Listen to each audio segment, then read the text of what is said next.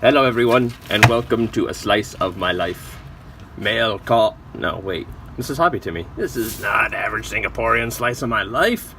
But we do love him over there, so just having a little fun. You know who else we love? Jonathan Clark. Over on the Fidget spot. This is on loan from the Jonathan Clark collection. Let's open it up. This is a Triad. First edition, first run. You can tell by the box. Get the box out of the way. It's a nice box though. Nice packaging, nice presentation. So big shout out to Jonathan over at the old Fidget spot. They got a good group going over there. They do this really cool, you've heard me mention it before, this cool maker spotlight. So they got makers involved over there. They got some buy, sell. They're a real friendly community. You know, everybody gets along nice over there. So it's a good spot. It's definitely one of the groups I frequent online on the Facebooks, and I think it's one that you should get yourself on over to and check out as well. So let's take a look at this bad boy. What can we say about the Triad? Let's get in close and take a look at it. So this is the first run. I should say I'm not going to be using it. Does come with a set of buttons. I'm not going to be using these buttons today, but I will agree with what Ben over on the old Slice of My Life had to say. There is a bit of a burr on the inside edge of these buttons, but as far as I'm aware, it's been resolved in the second run of these.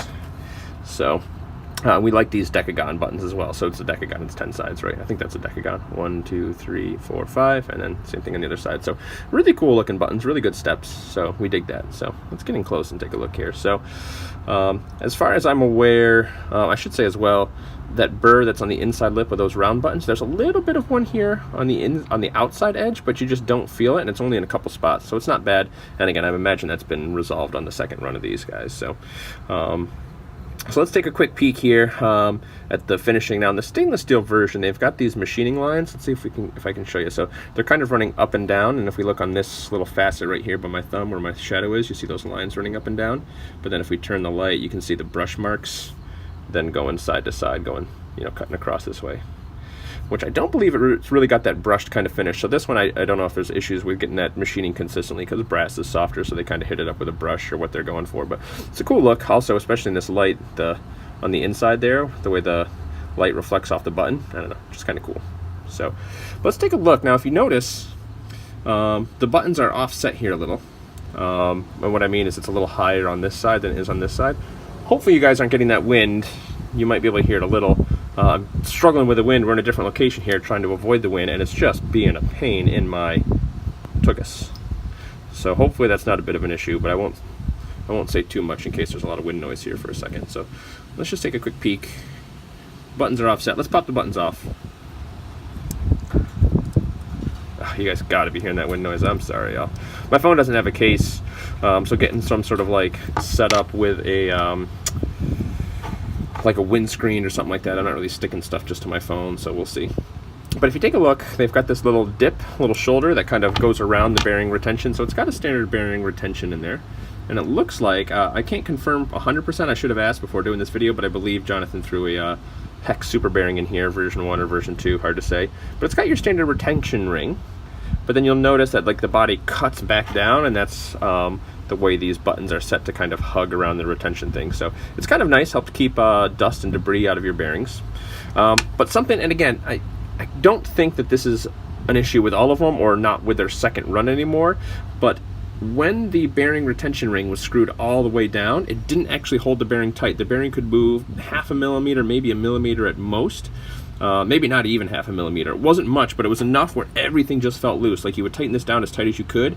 And it's one thing to have the center race of the bearing move up and down, but to have that outer race not held tight and move up and down really causes a bit of an issue with the feel of this guy. So I just did not like it at all, to be honest with that feel. It just made it feel like crap. No two ways about it. But if you look in there, you can pick it up just a little. Between the brass body and the button, there's a little metal ring there. So I've solved the issue by taking a twisty stick or a twist tie and just peeling the plastic off of it, so it's just little metal wire. And I just got that around the same shape as a bearing, pretty close. It's not like a perfect circle or anything like that, but it's enough to pinch between the race of the bearing and the body, so that when this is tightened down all the way, it still tightens virtually all the way. But what it does mean is the bearings are raised a little bit on this side, which offsets the buttons just a tiny bit. So just so you know, so I solved that, little home ingenuity. But again, I haven't heard, if that was an issue with as many people as have this spinner, I imagine I would have heard of that by now. So I don't think that's an issue, especially with the second run. So now that we've got that out of the way, We're probably getting more wind noise. And the clouds are out, so we just lost our good warping, but that's okay. We can get kind of a normal spin characteristic maybe from this guy. How does she fidget? How does she feel? Well, let's take a look at the design and see if we can guess how she fidgets. So what you're going to notice right away is a smaller waist. Then the arms really swell out and then they taper back down. And then you're also going to notice some really nice curves. So what does that mean for fidgeting? It means you get a lot of good placement wherever you try to go. Because it really swells down in here and then swells back out, even though it's more of a negative taper, means it gets smaller near the arms. There's kind of this little outward swell, which gives your finger plenty of room to flick off of, plenty of room to pull. And you get a nice, as Fabian would call it, something like the Spin God's Talisman, a real, flipper tab style. You've got this flat facet that you're never really contacting much because the pads of your finger are going to be bigger than that in most cases. It's never a situation where you're going to get some slippage. Oh, here comes the sun. Here comes the sun. Doo-doo-doo-doo. Here comes the sun, and I say, there it goes again. Nice steps in the buttons, really good grip. These are some really nice buttons. They feel swell. Not much more you can say other than excellent buttons. Plenty of grip. Love them. Get a little warp for you. Look at her span. So it's got a really good fidgetable feel because of that flipper style kind of action. Now, if you look at this, and again, I'm probably the last person on earth to review a Triad now, I feel, at this point, but these edges are not sharp at all. They're very well rounded, feel very smooth, not a hot spot to be found there. This is probably the pinnacle of almost as close as we can get to a hot spot without being a hot spot. Like whatever I'm doing here, I can't get enough leverage, especially with one hand, or hit that enough, or it doesn't maintain enough mass right in that point to really be a hot spot at all, despite how sharp it looks. The only time that's a bit of a hot spot is when you're trying to do those really hard two-handed flicks like that. And if you're doing a two-handed flick, it's probably because you're trying to do a really like a vertical spin. So how does she spin? What's the spin time? Well, with the bearing that's in it, we're getting 5 minutes on a vertical spin and 350 on a table spin. So not too bad, not too bad. How much does she weigh? We didn't weigh her yet, did we? We kind of just got right into things.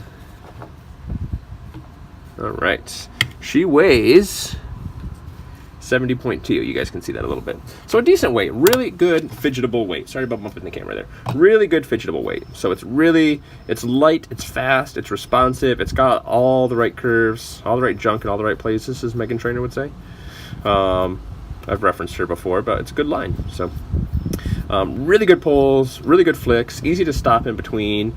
Really, it's kind of nice. I don't do it too much, but I've had this for a couple days now, and it's kind of nice just to have in your hand and just to kind of hold. I don't know if I'd go quite as far as to like a worry stone situation, but the way these are rounded feel really nice. I bet this would be amazing polished. One, this is not mine. Two, there's a lot of facets and curves, which could be a pain to get polished right. So I don't know if I personally would put in the effort, even if it was mine.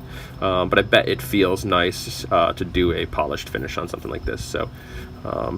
Really good for any fidgeting style. Because it's lightness and fidgetability, and it's not maintaining that much mass, I find the ones in this range are really great for the old flick out and then you wind it back in. Like, that feels really satisfying on a spinner of this weight.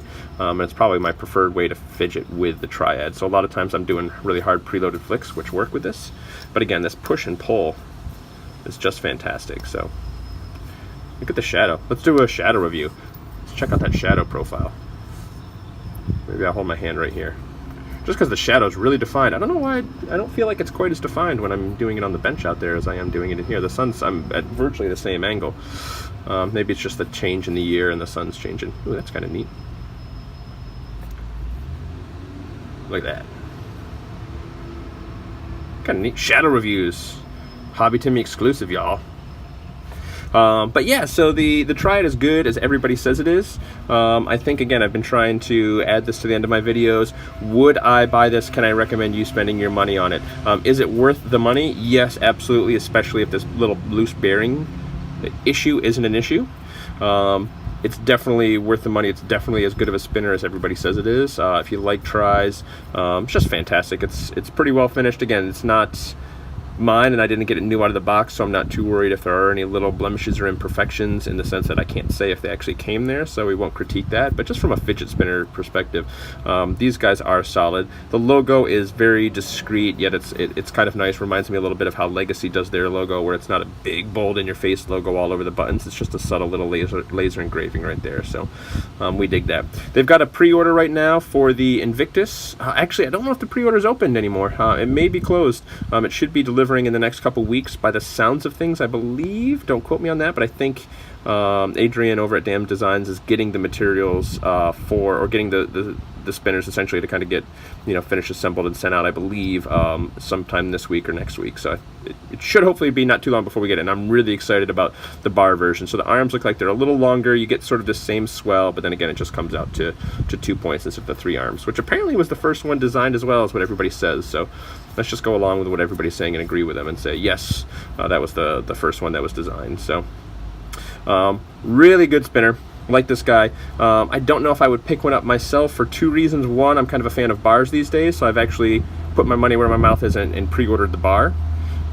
So I don't think in my collection I have a need for this. But this is, especially with a heck bearing in there, it's smooth, it's quiet, it's fidgetable, it's discreet, gets decent spin times.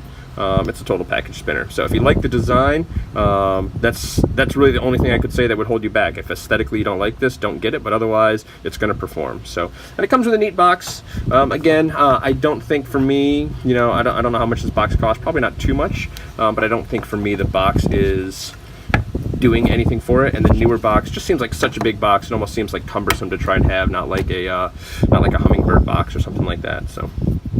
But yeah, so we're going on 12 minutes, just about right for a Hobby Timmy review. So, and I think we'll consider this a review, because I'm going to be sending this back to Jonathan, so I won't be doing a review on down the road, and I've had it more than I would say a first look. So I've been, again, EDCing it / having it on my desk at work, as much as you can call that EDC, for 3-4 days now, and been fidgeting with it quite a bit. So we like it. So Hobby Timmy, seal of approval. But you guys probably already knew that. If you're watching this, you probably already have one and you're just trying to validate your purchase. So let me validate it for you. Give you the stamp. Give you the validation. Kisses internet. Kisses warp. Oh, she warps pretty good. She really holds it at those lower speeds. Look at her do it. All right. Kisses, y'all. I'm out.